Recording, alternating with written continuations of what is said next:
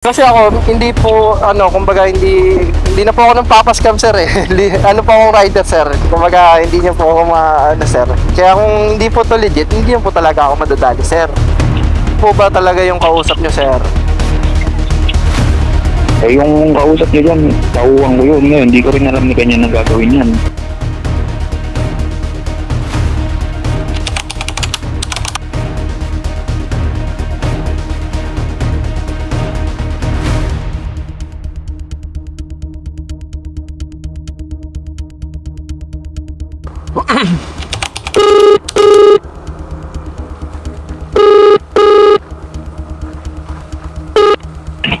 Hello po. Opo.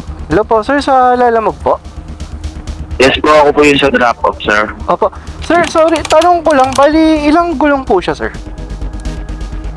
Oo, gulong yun na Maxis yung para sa bike. Bali, 1.9, sir, kaya ba? Kaya naman, sir. Bali, yung Tires yun. tires. Isa lang po ba? Dalawa, sir? Dalawa yun, dalawa. Okay. Bali, naman, sir, no? Bahay naman yung pagpipick upan dito sa, sa location. Saka kung sakaling hindi, kasi minsan sa apps po, mali-mali po yung binibigay, di ba? Opo. Ang sinabi niya ba, sir, Pwede naman yun. Patis Road lang ba yung bahay nila, sir? Kasi sa Patis, sir, malaki, sir, eh. Ano po? Yung pin location niya is Patis Road lang po ba? Oo. Tawagan mo na lang si pick-up, sir. Tapos yung sa drop-off naman sa akin, sir, exact naman to. Ay, exact. Okay, sige, sir. Tapos, i-message ko po, sir, pag na-pick up ko na po yung item po. Okay, sir. Ingat Okay po. Salamat po. Okay. Kasi ang nakalagay lang dito is Patiis, brother. Lower Patiis lang. So, hindi ako papahayag na hindi siya bahay.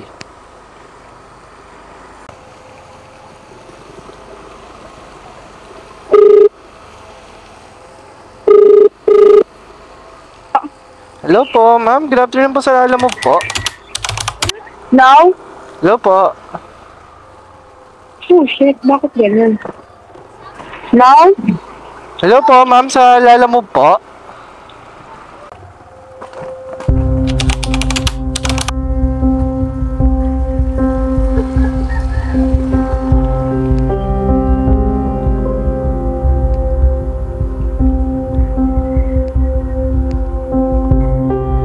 Bike.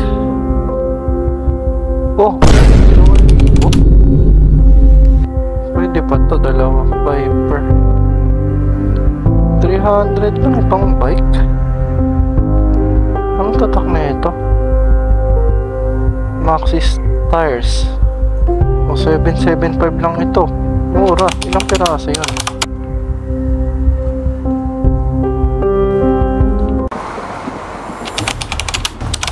Kayo ba yun, sir?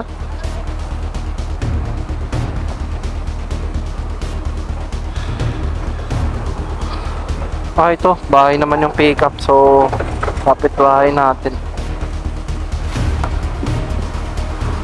1.9 ba yan, sir? 1.9 po.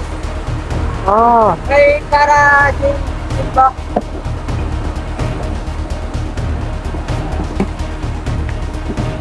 Tawag dito, siya mismo yung kausap niya, sir? Siya mismo?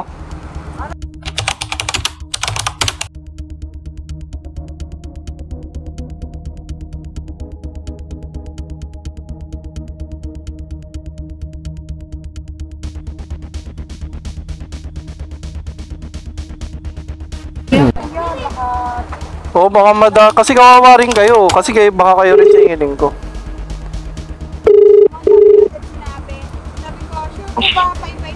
Opo. Hello po. Hello. Sir, dinouble check ko lang po, paiba-iba kasi yung address dito. Pero yung address po nilalagay nyo, tama? Oo naman, exact naman yun. Okay. Sige, sir. Tapos, sir, check ko rin kasi yung combo. 600 lang pala talaga to? Ha? 600 lang po pala talaga itong item. Nakalagay po dun sa post, sir. So, yung 1.9, paano po ba mangyayari dun? Hello po? Hello, sir? Hello. Sino daw nagsabi? Ano meron? Nakapost po na 600 lang yung item, sir. Tapos yung abono is 1.9. Eh, ba't pinaka-cancel niya daw? Po? Pinaka-cancel niya daw?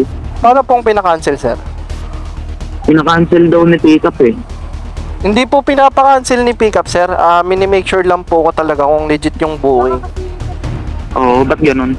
Kasi po ang nangyayari kasi dito, sir, 600 lang pinost, no? 600 lang pinost, tapos hinihingan pa ng commission. So, pwedeng possible, hindi ko naman sinasabi scam, pero possible scam to.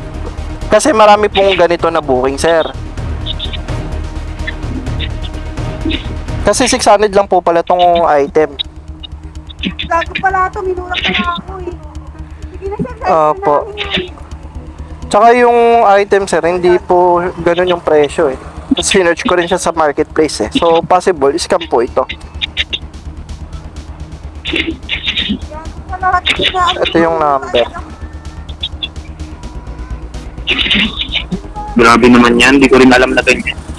Opo, sir. Nangungumisyon, 600 po kasi yung item, sir. So, 600 lang yung item. Kasi ako, hindi po, kumbaga, hindi na po ako ng papascam, sir, eh. Ano po akong rider, sir. Kumbaga, hindi niya po ako sir. Kaya kung hindi po to legit, hindi po talaga ako madadali, sir. Hindi po kinaka-cancel, sir. Ang system mo, sir, may commission kasi to. Kumbaga, possible, hindi ko sinasabing scam, pero possible scam to, sir. Hindi naman, hindi po kinaka-cancel, sir. Tsaka yung item po, hindi po tugma sa presyo ng 1.9. Grabe naman. Sir?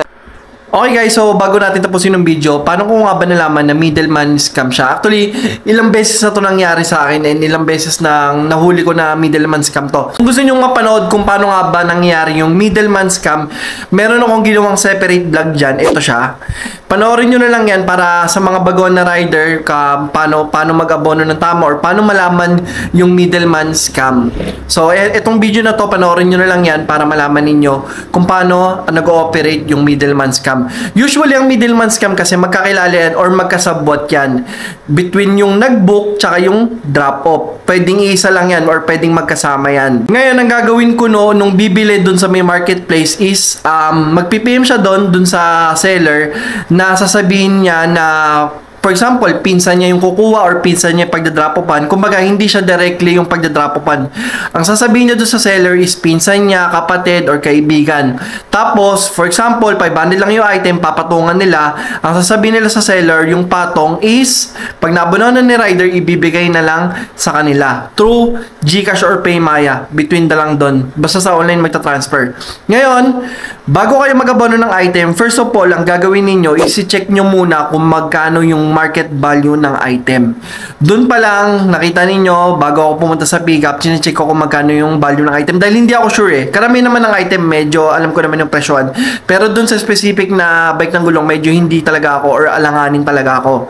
Tapos, pangalawa, i-check nyo kung talagang pick up yung item. Wag na wag po kayong mag-aabono ng hindi pick up, pwesto, or basta may physical talaga na pwede nyong balikan. Pangatlo, ang gagawin ninyo, may karapatan naman kasi siguro kayo dito dahil kayo naman yung mapapaluwal eh.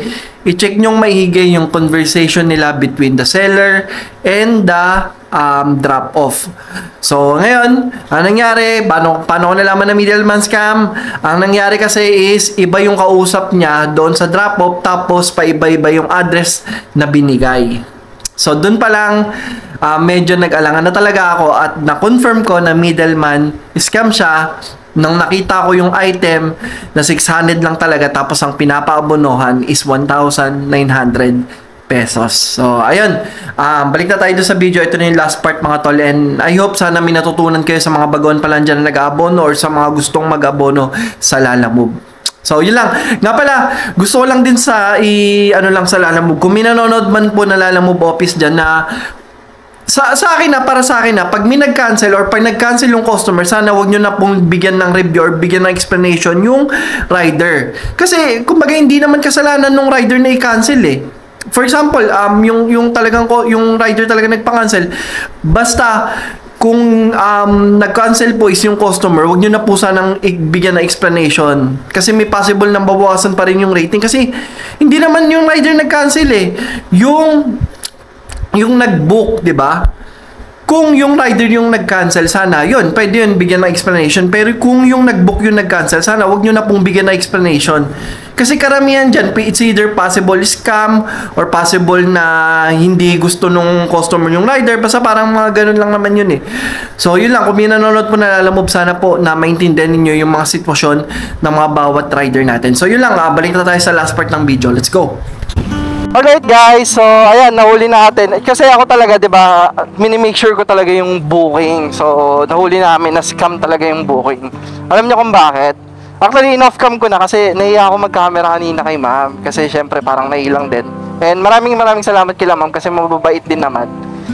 Ang nangyari kasi, may nag-book sa kanila. Kasi actually, ito yung sinasabi ko sa inyo na middleman. Ito yung middleman na sinasabi ko sa inyo. May nagbo-book. Ang actual price lang talaga ng item is 600. Tapos pinapaabonohan ng 19. Tapos yung kausap nung nila is hindi talaga yun yung drop-off.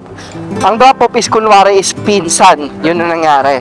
So nangingi ngayon kung kumbaga 19 yung presyo tapos 600 lang sa kanila tapos yung matitira is syempre doon na siguro sa doon sa kausap nila. Kanina nung una hindi pa umaamin si sir na in-explain ko kasi maigi na kung paano nangyayari yung middleman scam.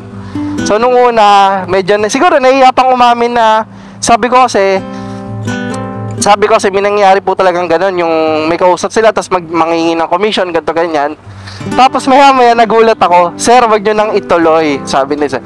Wag nyo nang ituloy is po yan, nangingip 600 lang po talaga yung value ng item. So, yun pa lang na So, ingat kayo mga tol sa mga diyan, Lalamove rider. Ingat po kayo sa ganito, lalo na pag abono at malaki ang abono. Kayo tawag dito kasi chinek ko rin yung presyo ng item is hindi ganun, hindi tugma sa presyo talaga doon sa may marketplace or kung saan man. And i-make sure nyo talaga kung pag mag-aabono kayo ng malaki, i-make sure nyo po talaga na tawag dito na yung item is po talaga legit. And yun, wag din kayo mag-abono ng hindi siya bahay. So ayan, make sure nyo yung conversation nila, kung paano nga ba yung usapan nila, ganito ganyan. May karapatan naman kayong malaman yun eh, kasi mag-aabono kayo yung maglalabas ng pera eh. So just make sure lang na pag mag-aabono kayo, nyo lang talaga, tignan nyo maigi kung paano yung usapan nila. So, yun lang. And I hope na mag-ingat ang lahat sa pag-aabono kay Lalamove and maging awareness po ito sa lahat ng mga Lalamove rider para hindi na rin masayang yung pera natin. So, maraming salamat and this is Ship Vlogs. See you next vlog. Peace out.